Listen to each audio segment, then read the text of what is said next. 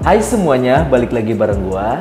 Nah teman-teman, di video kali ini gua bakalan ngasih tahu kalian salah satu laptop gaming yang pasti menurut kalian laptop ini tuh udah agak jadul. Tapi jangan salah, laptop ini masih banyak ada yang nyari, yaitu Asus ROG dengan GPU GTX 1050. Dan bisa dibilang laptop ini tuh salah satu laptop gaming yang bener-bener jadul. Tapi jangan salah bro, tenaganya dia ini masih kenceng sampai di tahun sekarang. Cocok banget nih buat kalian semua yang mau masuk ke dunia gaming atau editing, tapi budget kalian semua pas-pasan. Oke, kalau misalkan kalian penasaran, mendingan kita langsung aja yuk ke review laptopnya. Rimas Laptop, solusi laptop kamu. Teknisi berpengalaman, kerja rapi selalu. Dari beli, servis sampai upgrade baru. Nah teman-teman, seperti biasa sekarang kita masuk ke bagian pertama, yaitu ke bagian desainnya dulu. Seperti yang kalian lihat, laptop gaming pada umumnya dengan model keyboard yang warna-warni. Dan lu juga bisa lihat garis-garis tegas, logo ROG yang nyala, dan feel-nya tuh bener-bener garang. Casingnya solid, dominan warna hitam, dengan finishing agak doff gitu. Tapi menurut gua pribadi, kalau kalian suka nongkrong sambil bawa laptop ini kayaknya kurang deh. Karena agak kelihatan berat juga ya kan. Apalagi laptop ini tuh punya berat sekitar 2 kilograman teman-teman. Cukup buat bikin pundak kita pegel-pegel lah. Dan terus sekarang kita ke bagian keyboard. Dia keyboardnya itu udah backlit, merah gitu. Lumayan lah kalau lo suka main kalem-kalem tapi tetap kelihatan. Cuman ya jangan ngarep RGB pelangi ya. Ini masih era merah doang. Sekarang kita lanjut ke bagian layar. Layarnya itu dia ketebalannya 15,6 inci. Full HD, refresh rate-nya dia masih 60 Hz. Jadi buat lo semua yang suka main game kompetitif mungkin agak bakal kerasa kurang. Tapi buat casual game, nonton Netflix, ngedit udah lebih dari cukup lah. Di bagian keterangan cahayanya juga dia udah lumayan oke banget. Tapi jangan kalian samain sama layar OLED lah ya. Viewing angle-nya masih aman banget lah buat dipakai kerja sehari-hari. Nah terus ini dia yang paling penting, yaitu performanya. By the way, dia ini pakai Intel Core i7 generasi ke-7. Dia juga pakai Nvidia GTX 1050 4GB.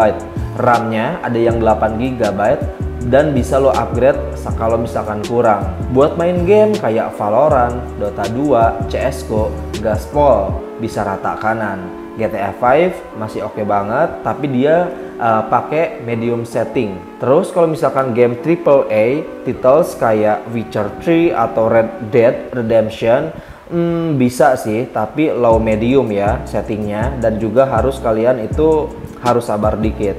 Buat ngedit atau desain di Adobe Premiere, Adobe Photoshop, Blender, ini bisa juga, tapi jangan ngarep rendernya itu cepat kayak laptop 30 jutaan ya.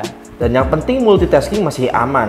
Ngebuka Chrome 10 biji sambil dengerin Spotify terus ngedit dikit bisa banget. Tapi inget ya, kalau lo udah mulai berat, sering-sering bersihin fan sama thermal paste-nya. Kenapa gua nyinggung masalah paste? Karena by the way laptop ini tuh sering panas teman-teman, apalagi ini laptop gaming. Bahkan di bagian fan-nya pun agak sedikit berisik. Jadi balik lagi ke kenapa gua nggak nyaranin kalian nongkrong sambil bawa laptop ini, karena pas kalian kerja atau buka laptop di depan orang-orang, laptop ini tuh agak berisik di bagian fan-nya. Dan satu hal yang paling bikin gua bete di laptop ini, dia itu di bagian baterainya teman-teman. Jadi kalau kalian nongkrong kemana-mana, kalian harus siap-siap bawa charger. Karena kenapa? Dia ini cuma tahan 3-4 jam aja. Apalagi kalau kalian demen main game nih, dia cuma bisa tahan sampai 2 jam aja. Saran gua, laptop ini memang harus dicolok terus kalau lo mau dapat performa maksimal. Jadi jangan berharap bisa main game di taman atau cafe tanpa charger. Dan soal port dan juga upgrade-annya lumayan oke lah. Ada port USB-C. Dan soal port dan juga upgrade-annya lumayan oke lah. Ada port USB 3, HDMI, LAN, audio jack, lengkap lah buat kebutuhan harian. RAM-nya juga bisa lo upgrade sampai 16 atau 32 GB tergantung slotnya. HDD yang bisa diganti SSD atau lo pasang SSD tambahan kalau ada slotnya. Dan gue saranin kalau misalkan kalian pakai laptop ini, mendingan kalian langsung upgrade ke SSD aja ya, biar nggak lemot pas lagi ngebooting.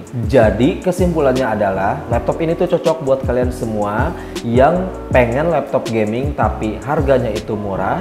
Kedua, cocok banget buat kalian yang pengen laptop gaming tapi bisa dipakai buat editing ringan juga. Tapi jangan ngarep kalau lu pengen laptop kayak setara sama RTX gitu-gitulah. Dan jangan ngarep juga kalau kalian nggak tahan sama suara kipas, karena suara kipas di laptop ini benar-benar kenceng teman-teman. Dan untuk harganya sendiri bisa terbilang cukup worth it dengan performa dan juga spesifikasi yang gue jelaskan tadi. Dia dijual di harga 8-10 jutaan aja.